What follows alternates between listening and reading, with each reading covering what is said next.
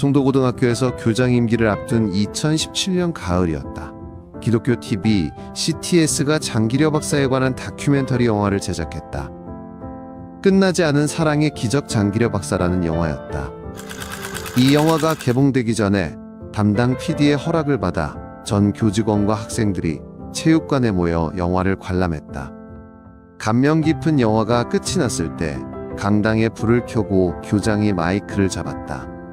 장기려 박사님이야말로 송도고등학교 교훈을 실천하시며 사신 분입니다. 이제 그의 정신을 이어받아 우리 학교에 의과학 중점과정을 개설하려 한다는 이야기를 했다. 1906년 개성에서 개교한 송도고등학교는 기나긴 역사만큼이나 국내외 다양한 분야에 많은 인재가 배출된 곳이기도 하다. 한국의 슈바이처로 불리는 장기려 박사 역시 송도고가 배출한 의료인 가운데 한 사람이다. 그는 서울대학교 의과대학의 전신인 경성의학전문학교를 수석으로 졸업하고 일본의 나고야 대학교에서 의학 박사 학위를 취득한 분이다. 우리나라 최초로 간암에 걸린 여성 환자의 간을 무려 70%나 떼어내 치유하는 대량간 절제술에 성공한 분이기도 하다. 평양도립병원 원장과 김일성대학 의과대학 교수였던 그가 한국전쟁이 한참이던 1951년 북한에서 부산으로 피난하여 환자들을 돌보기 시작했다. 영도다리 부근교회의 조그만 창고에서 시작한 진료 활동은 미군 부대를 통해 얻어낸 천막세계로 복음진료소를 설치했다. 가난한 환자들을 무료로 진료해주는 이곳에서 6년간 무려 20여만 명의 환자들을 돌보았다고 한다. 그가 송도고등학교를 졸업하고 의과대학을 지원할 때의 일이라고 한다. 그는 교회에 나가 하나님께 약속하는 서원 기도를 드렸다. 주님, 저에게 의과대학 진학의 길을 열어주시면 평생토록 가난한 환자들을 돌보는 의사로 살아가겠습니다. 그는 훗날 의사가 되어 스스로 다짐하기를, 나는 치료비가 없어 의사의 진찰을 받지 못해 죽어가는 환자들을 위해 살리라. 내가 이 결심을 잊지 않고 살아가면 내 생애는 성공한 것이요, 만약 잊고 살면 내 인생은 실패한 것이다. 그의 전생애에 걸친 의사 생활은 병원 옥탑방에서 무소유로 살아가며 하나님께 약속한 자신의 삶을 가난하고 소외된 환자들을 돌보는 의사의 길을 살다 가신 분이다. 그가 임종을 앞둔 시점에 통장에 남아있는 돈 1,600만 원을 찾아 간병인들에게 나누어주고 1995년 12월 25일 크리스마스 새벽에 85세를 일기로 삶을 마감했다. 다큐멘터리 영화를 보며 우리 송도고 학생들이 장기려 박사처럼 의료재민의 정신뿐만 아니라 의과학자의 꿈과 보람을 이어가기를 바랐다. 그렇게 시작된 것이 의과학 중점과정이었다. 송도고의 교훈처럼 섬김의 자세로 의료 사각지대에 놓인 환자들과 가난한 환자들을 치료해주는 의료인들을 키워낼 수 있기를 바랐다. 슈바이처 박사처럼, 장기려 박사처럼, 이태석 신부처럼, 그리고 오늘날 국경 없는 의사회 선생님들처럼 섬김의 의료인을 양성할 수 있다면 얼마나 보람된 교육이 될 것인가. 의과대학 진학을 희망하는 학생들에게 환자들을 섬기고 생명 존중의 가치관을 함양시키는 교육을 해내고 싶었다. 나는 의학 분야와 거리가 먼 교육학자다. 의과학 중점 과정을 신설하며 오래전 나의 미국 유학 시절 시카고 대학 의과대학에 다니던 친구가 떠올랐다. 가끔은 시카고 시어즈 타워 주변에 피자집에 함께 가곤 하던 스웨덴 친구 신디 구스타프슨에 따르면 시카고 대학교 의과대학은 일반 의사 양성기관이라기보다는 의과학자 양성을 목표로 하는 대학이라고 했다. 인류의 질병 퇴치를 위해 연구하는 의과학자 양성의 숭고한 목표를 우리 고등학교에도 적용하고자 했다. 우리 고등학교에 내가 눈여겨보던 학생이 있었다. 그는 평소 치료가 쉽지 않은 질병을 지니고 있었다. 점심시간이 되면 그의 어머니는 아들에게 도시락을 전달해주기 위해 학교를 다녀가곤 했다. 그 학생은 일찍부터 자신이 앓고 있는 질병을 극복하기 위한 연구에 도전하리란 목표를 가지고 있었다. 졸업과 더불어 의과대학에 합격했지만 서울대학교 생명과학부에 진학해 열심히 공부했다. 학교 이사장께서 그에게 등록금을 걱정하지 않고 공부에 전념하도록 4년간의 장학금을 지급해 주었다. 그는 학업에 정진할 뿐 아니라 주말이면 해화동 성당에서 운영하는 외국인 근로자들의 의료봉사 활동에 참여하곤 했다. 4년간에 걸친 대학 과정을 졸업하는 날, 그는 서울대학교 자연과학대학을 수석으로 졸업했다. 그리고 본격적인 의학 공부를 하기 위해 경희대학교 의과대학에 진학해 2024년 드디어 의사가 되었다. 송도고등학교 의과학 중점과정이 추구하는 가치와 방향의 롤 모델이 되어준 그의 장래를 후배 학생들과 함께 지켜보고자 한다. 의과학 중점과정이 시작되고 첫 여름방학 학생들에게 슈바이처 병원을 다녀올 수 있는 기회를 마련해 주었다. 아프리카 가본공화국을 다녀온 지리과 선생님을 통해 슈바이처 병원과 송도고등학교가 상호협력을 위한 MOU 체결을 해놓은 곳이었다.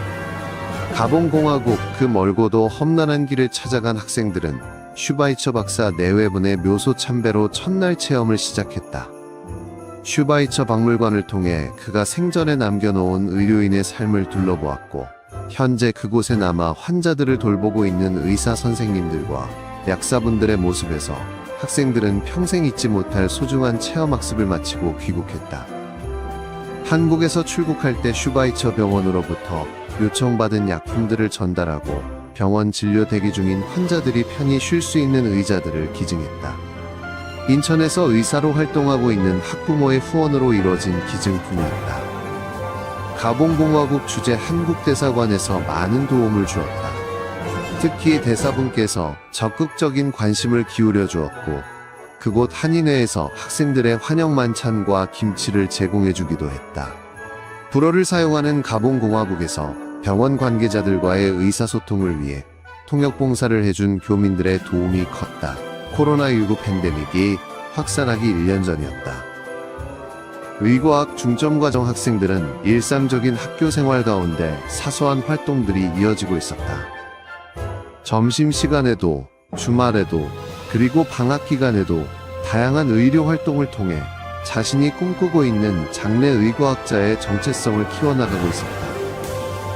의과학 중점과정이 점차 자리를 찾아가는데 활력을 불어넣은 것은 의과대학에 진학한 선배들의 후배 사랑이 큰 역할을 하고 있었다. 학생들 스스로가 진행하는 이른바 내리사랑 멘토링 활동이었다. 송도고등학교의 아동병원 봉사활동은 의과학 중점과정 이전부터 시작된 학생들의 자발적인 봉사활동이다. 2011년 인하대학병원 중증 난치질환으로 장기간 입원한 아동들을 대상으로 시작했다. 장기간 병원에 입원 중인 초등학생들에게 우리 고등학생들이 과학 지식을 쉽고 재미있게 전해주는 활동이다.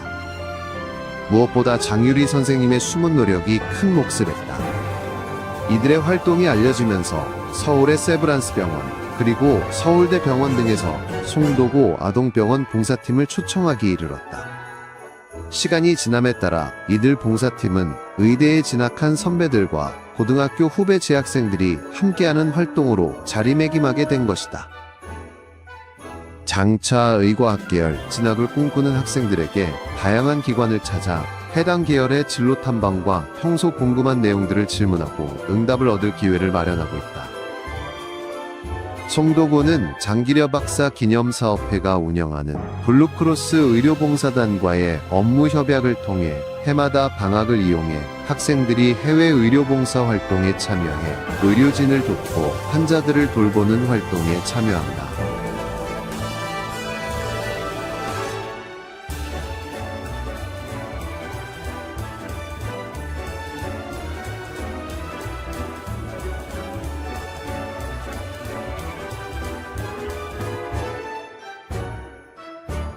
어느 날 고등학교 3학년 학생이 교장실에 찾아왔다.